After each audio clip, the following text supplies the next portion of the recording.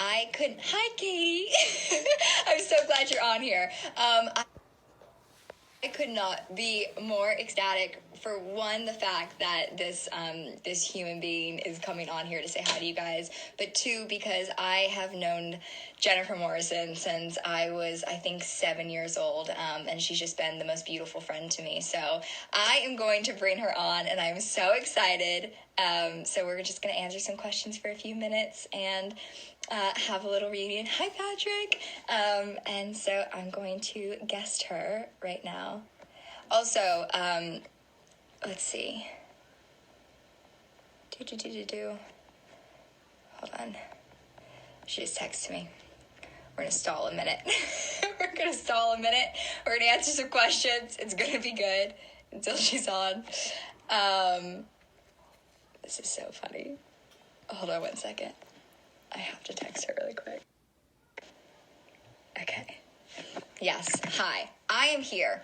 We're going to hold for a moment. And I'm going to answer some questions until she can come on. But Katie said I love her, and she did an interview saying she watched The Bold Type and I died. As she should watch The Bold Type, because it is the best. Hi, Amanda. Thanks, Patrick. I hope you guys are staying safe too. Thinking of you all. I figured while we wait, I can guest some of you guys right now. That way I can see some of you and say hello, and then we're going to figure out on her end how to get her on. Hold on one second. Sorry, I'm trying to write as I'm on with you guys. I think what we might have to do is, here's I think we are going to also talk to Wendy. Yes! Thank you, Katie! I need it to happen. Okay, here's what we're going to do. We're going to figure out on her end, because Instagram's not letting me add it on. So we're going to come back in a second, and please stay up and hang out with us. We will be there. We're going to figure out this little technical thing that's going on. And I will be right back, I swear. Love you guys. She's here. There we go. I'm going to bring her on. Hold on one second. Hold on. I was like, I can't get it to work. Hi, honey. Oh, we did it. We I'm did it. so proud of us. I know. You look so pretty. I literally said this morning, because I've been trying to shower and look semi-decent for these. And today I woke up and I was like, you know what, if there's one person who can make me feel pretty enough to just not wear, I was like, Jen, because she's oh my God, of course. So I was like, it's good to breathe in today. Thanks for doing this. I put on some mascara, which was a huge leap forward. Jerry was like, oh my God, you're so done up. I was like, I put mascara on. You look so good. Thank you for doing this. I know everyone else is freaking, but I'm equally so happy. I'm happy to be here. It's my pleasure. I was talking to my brother's girlfriend today, because she just started Once Upon a Time from the start again. And I was like, Jen's coming on. And she was like, that's so, Colin's on here. Hi, Colin. Hi, Colin. But I was like, it's so crazy, because I've known you since I didn't have front teeth, since I was full. You were so little.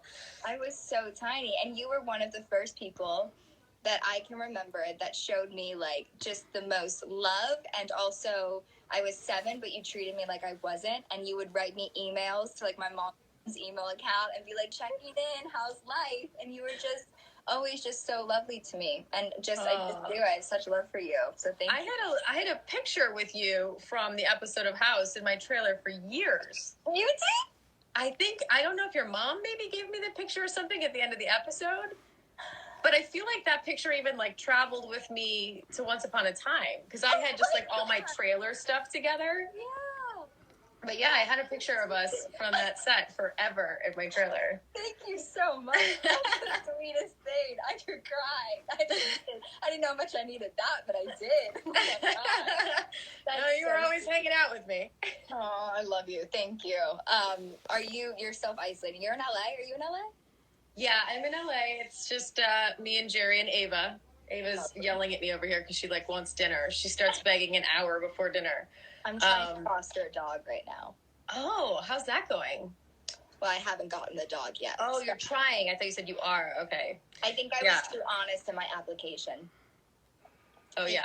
They asked me if I was good at crate training, and I wrote, yes, I've done that before, ... but I like bed cuddles. I just think I was a tad too...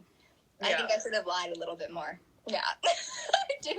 All I want is a puppy. I just want to snuggle with it, you know? Yeah.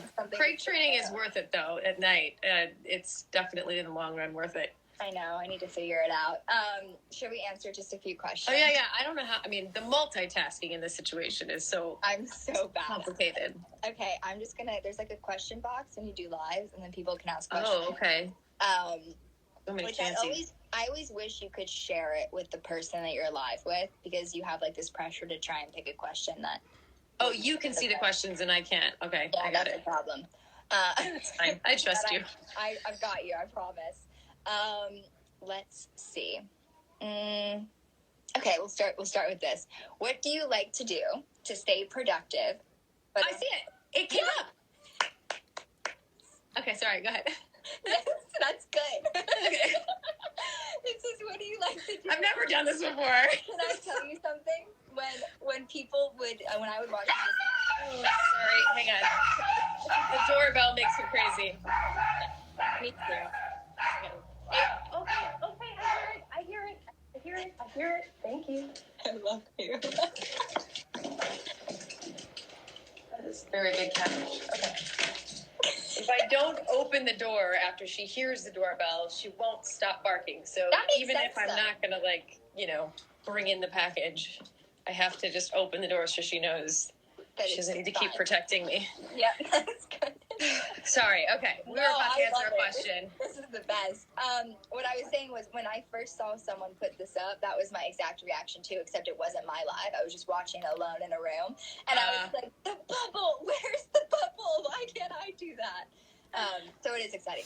But it says, what do you like to do to stay productive? But a reminder that it's okay not to be productive. Because I think everyone's kind of in this weird funk right now where it's like, you have all the time in the world, you should be so creative, but it's just hard to sometimes. I gotta say, it is tricky.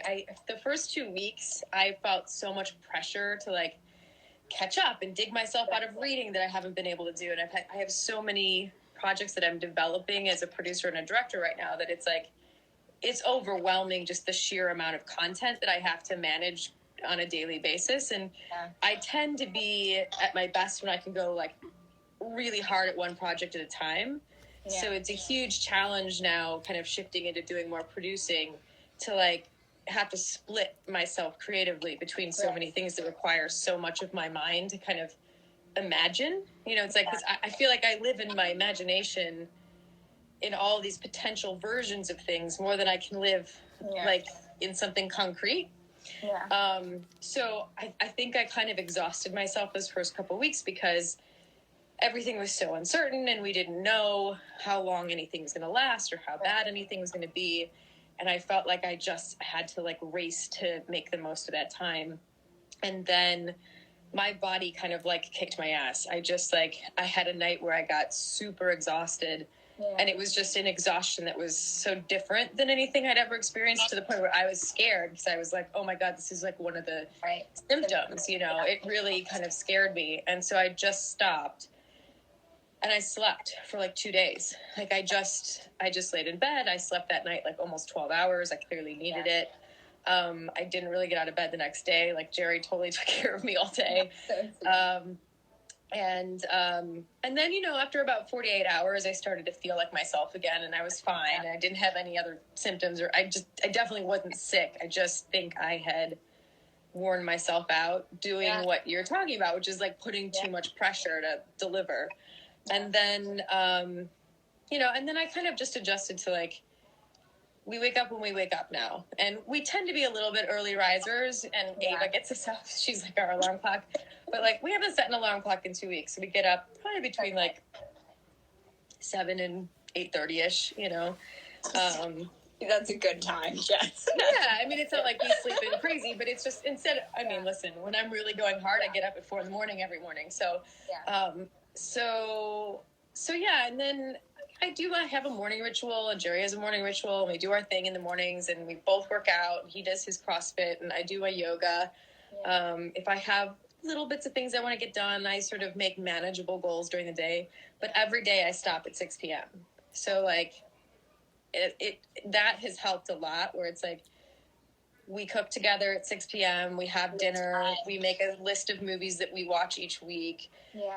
We always sit down at the dining table and have a nice dinner, you know. So I think shifting into that balance of kind of having a time limit of the hours that I'm allowed to be productive made a big difference. Yeah, and that's something that I think that, I mean, for me at least, is something I'm learning how to do too.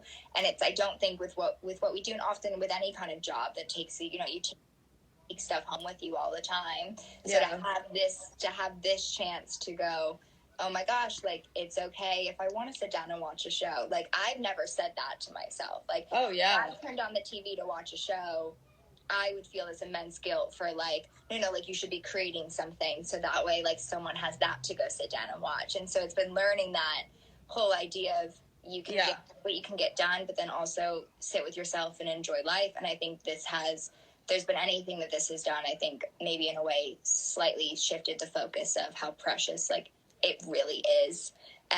Just the things you can do. But in terms of directing, I have to ask you, because this isn't even their question. I'm asking Jen. Go for it. So I remember being so excited when I heard that you were like starting to really go for that, because you would talk to me. I even remember like house stuff. Like, you would be like, love the business as a whole, Bailee, like fall in love with all parts of it, and like you know what I mean? Yeah. And so I've always carried that with me, and I think anyone that's ever talked to me and said, well, what do you want to do in 10 years, blah, blah, blah, I think the hope for me would be behind the camera. And then if I read something that I love as an actress, I would get to go off and maybe do that. And then have a family and just be creating behind the lens and finding things that inspire me from other people and creating that.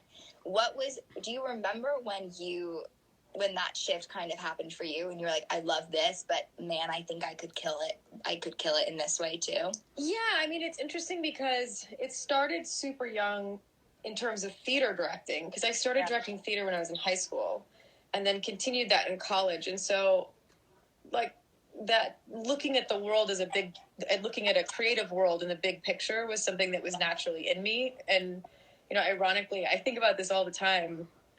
It's such a silly moment, but I was doing Urban Legends 2, the final cut, that very, very special project. And I've got a great story for you, not public. No, not public on this live. Got it. We'll sidebar that one. Tell you the whole thing I just went through with that. I will call you. Anyway, it was 1999. I was still in college. I was literally doing all of my college courses remotely. I was like way ahead of my time with doing things remotely. I had to like FedEx my papers through like email. Oh God, I'm so old. Anyway, so anyway, it was like 1999.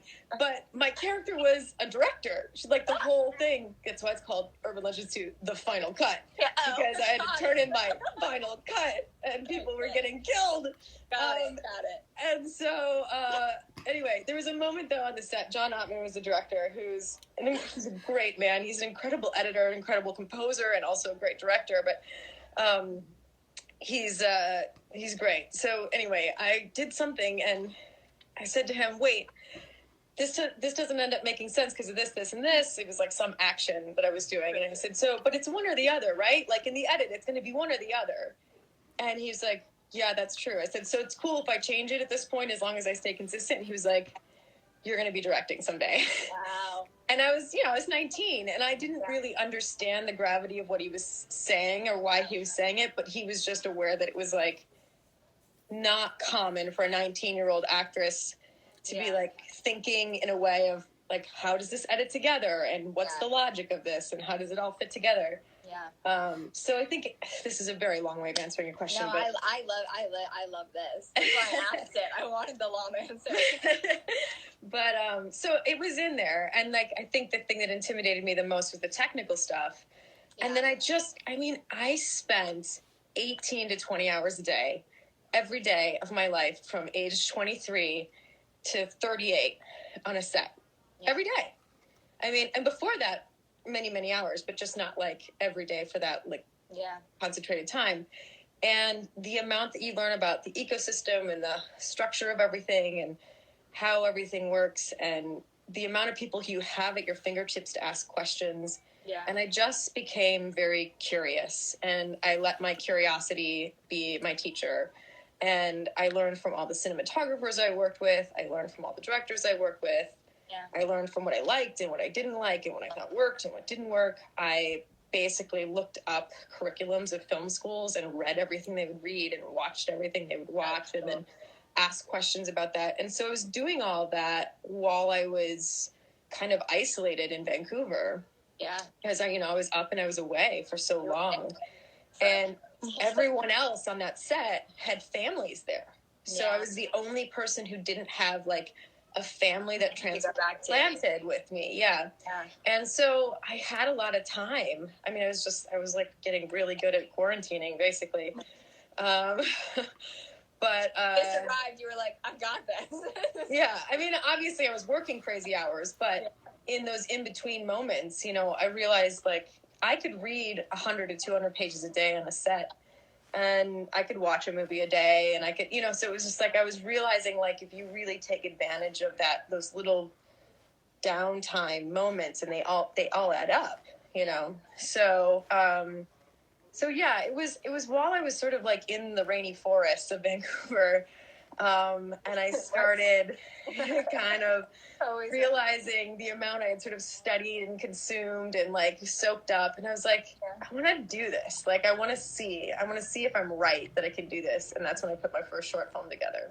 That's amazing. That's what the short film world is probably off of a live that I would love to talk to you about. Cause I've been saying that for a while. It was like, cause I started producing, like I produced when I was 14, but I did that movie, and I would like to say that I was more on the ends of, I think I jumped in creatively and like gave that. I wasn't there for the before process of it all. Sure. Yeah. Prep. Yeah. It was like, I was originally attached just to be in it. And then I thought it was going to conflict with my show. So then I said, can I just produce it? And then we cleared the schedule. But by the time we cleared it, I was only kind of happening on that. So, I dabbled with it, and then I did another one. Then kind of added like a new layer to it where like I was hiring our crew and like I was a part of those discussions, but also realizing that so many things were happening on set that weren't being cleared by me, even though I'm part of that, and learning that for the first time. And going, oh man, like I did just get walked over in that aspect. Okay, learn that, see that. But then the one that I just did in Nashville, it was like, I think that was the moment for me where I was like, I can speak up about things. Yeah. I have had the fortunate opportunity to be working since I was 6 years old, and to have taken that time and tried to soak it in as much as I can and listen and use the people there. Yeah.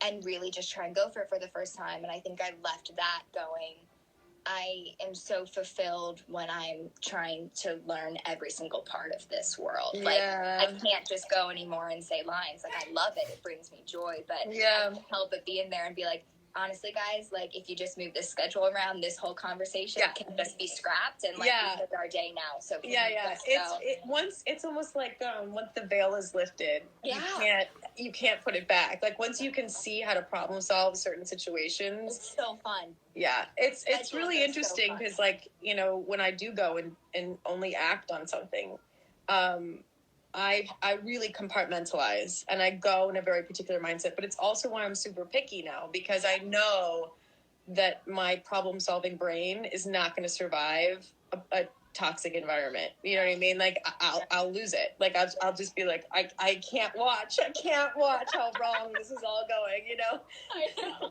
I do. That's amazing. Wait, okay, so you just directed this is it a pilot series based off that book, right? Yeah.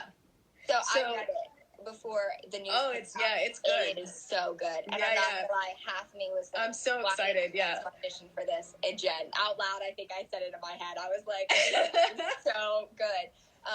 So that's shot. That's filmed. Yes, and I don't know the logistics of announcing things. Don't say anything. But it's shot, and it's great, and I'm proud of you. Just saying, there's good things happening. Right. Everyone, okay, wait. Best. I wonder if you can remember. Someone said best costume that you've had the chance to wear in real life. Oh, wow. Mine will always go back to Once Upon a Time just because I have never had anything to beat anything like it. Yeah, you had great dresses there, too. Great dresses. So hard to go to the bathroom in, but like... Yeah, especially in the porta potties in the forest. And like, Jesus. in the stalls with you being like, I'm not looking, like holding up the Oh, God. Oh, God. Sorry. Yeah, no, it was crazy. I really enjoyed all of the fairy tale costumes on Once Upon a Time. Eduardo Castro is so insanely talented. I mean, I feel like a broken record when I talk about it because it's like I say it too, and it's on the show just nuts. It was like he just had like a couture shop there, and all of the people who worked with him, all of the designers and people who were cutting the fabrics and stitching the fabrics, and it was just incredible. The wedding dress was pretty cool because that was like a very intentional ode to Grace Kelly. Yeah. Which was very fun. I mean, when else am I going to get to wear Grace Kelly's wedding dress, basically? There was a white dress that I don't even remember what realm. I can't keep any of it straight. I have like no memory of the logic of any of it. It's like it's like a math test. It like all fell out of my head. But we were in some realm somewhere in some alternate something, and they made me this gorgeous gown that was actually made out of like like bed sheets. I think they were like lace bed sheets or lace, like a lace duvet or something. But it was like the texture and like the color and the cut. It was really beautiful. Whenever someone asks me about what it was like on Swan Time, and they'll ask about the costumes, I feel like a broken record too. And I wasn't on it like you were, but yet I still talk about him like I was there forever, like I know him.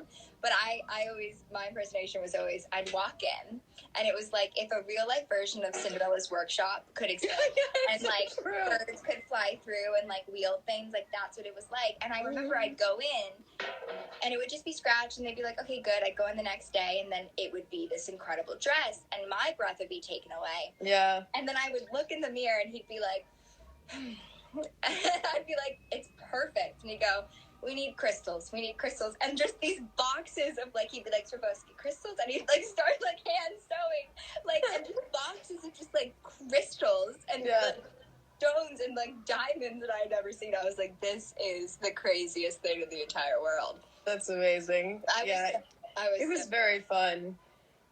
I mean, I wore so many real life clothes. I would get so jealous of everybody who could be in all the like the pretty things all the time, you know. I know. Yeah, but your leather jacket was pretty sick. It was a good one. Yeah. It worked. I think I've worn enough colored leather to last the rest of my life. I get that. I did a show for 5 years, and I was always in some sort of like Peter Pan collar shirt. Oh yeah, you're like, okay, that's it. I've done that. Always had to wear tights under everything, and I was like, I've lived that. Like I've lived. Please don't hand me a pair of tights. Yeah. I love the way it defines a character and the way people connect with it. Like that to me warms my heart so much. Yeah. I'm so happy to see everyone else wearing a red leather jacket. Yeah. But I'm like, I did it. You did it, and I am happy to look at it. I don't you did it for not like an hour. You did it for like 20 hours a day for like 70. Like you wore the hell out of that jacket. I think I talked about this once in an interview too, but it was like I was so intimately acquainted with every single version of that jacket, and there were like 45 of them. I'm not joking. Like there were so many variations on that jacket, and they were all like a tiny bit different in color and texture, and there was one out of the 45 that I really liked. It was like the exact right cut, the right like texture, the whole right thing.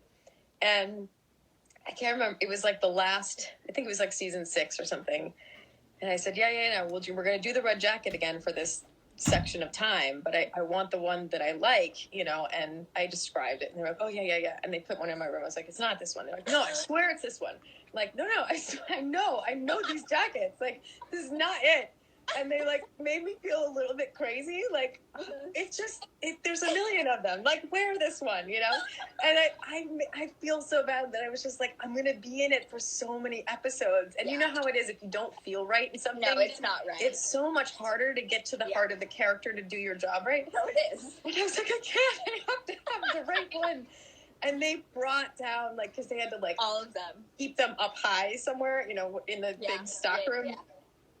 And I came into my trailer, which was not big enough for 45 red jackets. And there were 45 jackets in there. And it was like, I finally found it. I was like, no, guys, this is the one. Like, okay, we'll mark this one. That's brilliant. That is so good. I love that. Well, what time is it? Yeah, 3:30. You should go feed your pup. Okay. He fed. But I like you. I mean, my heart's fulfilled. I'm so happy. It's so nice to see you. I know. You know what I was thinking? I was like, when's the last time I saw Jen? It'll be almost exactly a year ago. Oh, when we ran into each other in the airport. Yeah, Jen and I was in the airport lounge in London, and I'm checking in, like, trembling. It was my first time traveling, like, overseas for, like, a personal reason. And then, like, I was so sad to be leaving. And I turned, I go, Jen? And you're like, Bailee? And, like, we walked, like, we sat there. I, like, gave her, like, the trip, like, whole explanation. I was like, I'm in love. And she was like, that's great. Yes. We traveled together and made sure I got my bags and my luggage. But that's almost exactly. A year ago. That's so crazy. My friend Katie Stevens is on here. She's off my favorite show, The Bold Type, and she's been texting me, and she's like, Jen's my favorite human. Oh, I love that. Like, I'll tell her you said hi. Yes, please. But thank you for everything I have. I hope you know, there are a few moments in my life that I genuinely, from the bottom of my heart, do fully remember.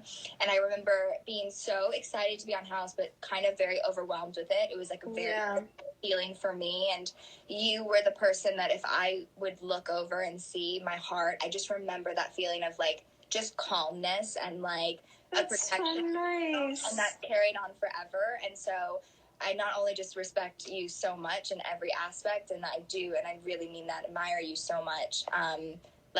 I hope you know you've touched my heart, and, like, those things do carry on in life, and, like, it always. Oh, I love that. You have always been such a special soul. We were doing those scenes in House, and it was like all of us were looking at each other, going like, "This little kid is putting us all to shame." No, true.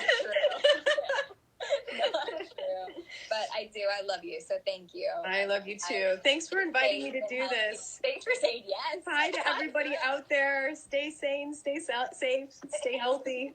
Take care of each other. Yeah. Give my love to everyone. And I will. I'll see you too. Hopefully. I know. Lots of love. Thanks, Jen. Bye. Bye. That just made my whole self-isolation, I'm not gonna lie. Okay, you guys, I'm not even gonna talk because I should just end it with that. She's the best. Jen, if you happen to still be watching, thank you so much for just doing that. I am going to save this live. I know a lot of you guys are saying please save it. I tried to save yesterday's live, and Instagram just wouldn't let me do it. I literally tried all day yesterday and this morning. So I'm going to hit save. Fingers crossed it works. If for whatever reason it doesn't upload, it's not me, I promise. But sending so much love to you all, and I hope that you're staying safe and healthy. I don't know about you. I woke up very overwhelmed by the news today and just kind of feeling it all a lot, and realizing that it can be so overwhelming to not know when there is an end in sight, and my heart just goes out to everybody. And so if you have the ability to stay home, please, please, please stay home. Please do your part.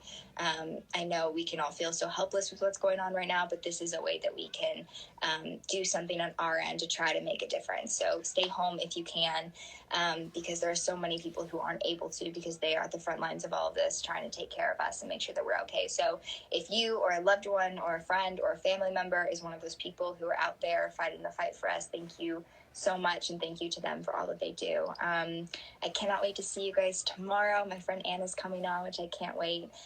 So I'm sending lots of love. Stay safe, stay well, and thanks again, Jen. Bye, guys.